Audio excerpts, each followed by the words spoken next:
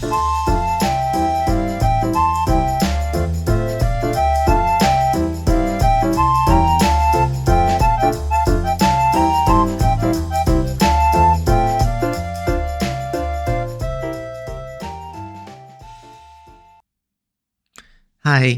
this is Sakyo Jun's channel.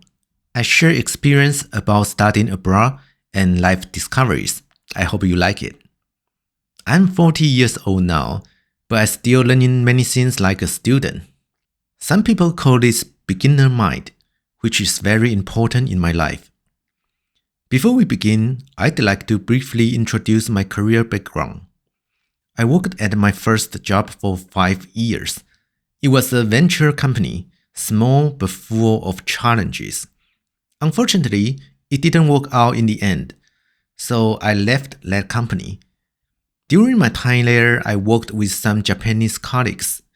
I'd learned some Japanese before, but not well enough to have a conversation with them. So after I quit my job, I decided to learn Japanese in Kyoto, Japan. It was both a learning trip and a vacation for me. I will share more detail about that in another episode, but for now, let's continue. After my time in Kyoto, I also worked in Tokyo for 2 years as an IT engineer, so I gained experience working abroad too. After that, the whole world was affected by the COVID-19 pandemic.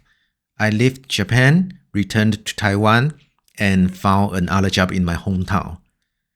After 2.5 years, the pandemic had almost ended. I quit my job and decided to study abroad again.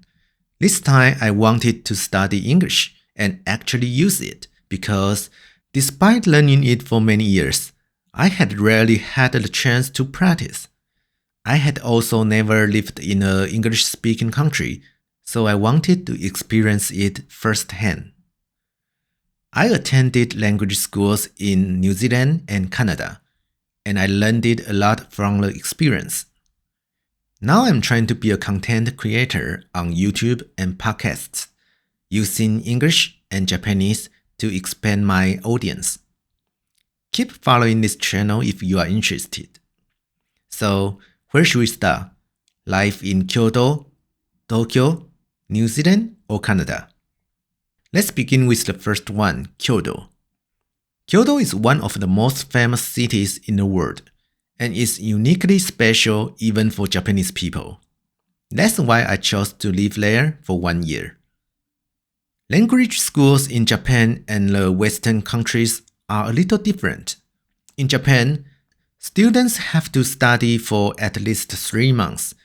A more common option is to study for 1 year. In contrast, in English language schools in New Zealand and Canada, you can study for as little as 1 week. It's not necessary to apply for a long-term visa. You can simply use your tourist visa and study abroad for 3 or 5 months, depending on how long you can stay there. And here is another interesting thing. If you study at a Japanese language school, you will meet many classmates who speak English.